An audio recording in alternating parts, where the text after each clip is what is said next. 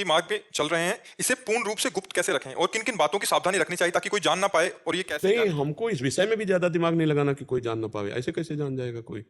हम जनाने का प्रयास ना करें, बस इतनी ख़ास बात है। कोई कुछ भी अनुमान लगावे, अब ऐसे सोचे तो हम तिलक ना लगाएँगे, फिर कंठी नहीं बाँधेंगे, फिर माला नहीं लेंगे। हमें नहीं जनाना।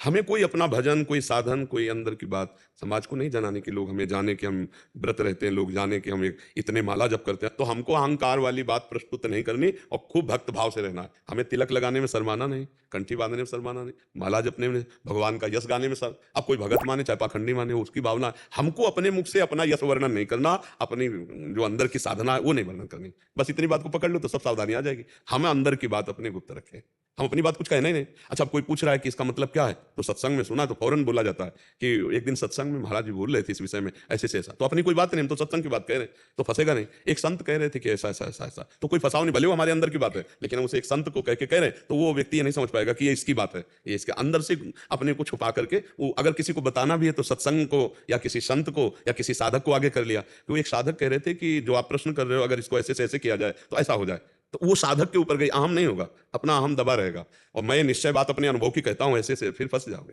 तो इसको गुप्त रखा है, इसलिए कहा जाता है अपने साधन पक्ष को साधक तब तक छुपा कर रखे जब तक भगवत प्राप्ति न हो जाए। और जब भगवत प्राप्ति हो जाती है तो साधकों के लिए फिर कि जब आप जैसी अवस्था है उस अवस्था में जब साधन में लगे थे तो बड़ा विकार था, उसको ऐसे से ऐसे थोड़ा ऐसे से ऐसे किया, तो साधकों को अपने अनुभव बताते हैं जिससे वो निकल जाए, पर उनमें अहंकार थोड़ी होता है, वो तो भगवत प्रदत्त वस्तु है, उनको अहंकार नहीं होता। और जब तक देहाभिमान में भगवत प्राप्ति नहीं होती तब तक अहंकार बना रहता है। इसलिए पहले भगवत प्राप्ति करें और गुप्त रखें अपने भजन को, अपने साधन को, तो बढ़ता चला जाएगा। अब जैसे स्वप्न में कोई अनुभूति या किसी महापुरुष का दर्शन या प्रगट में भावना में कुछ ऐसा दिव्य, उसे सब गुप्त रखें। अगर कह दोगे तो फिर आना बंद हो जाएगा।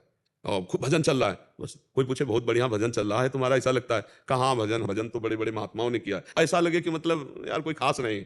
और अब वो बोला तुम और भावुक होकर अपनी सारी बातें उगल दिए, तो उससे हानि हो जाती है, वो अहंकार अंदर पुष्ट हो जाता है। सोच पा रहे हैं आप जी।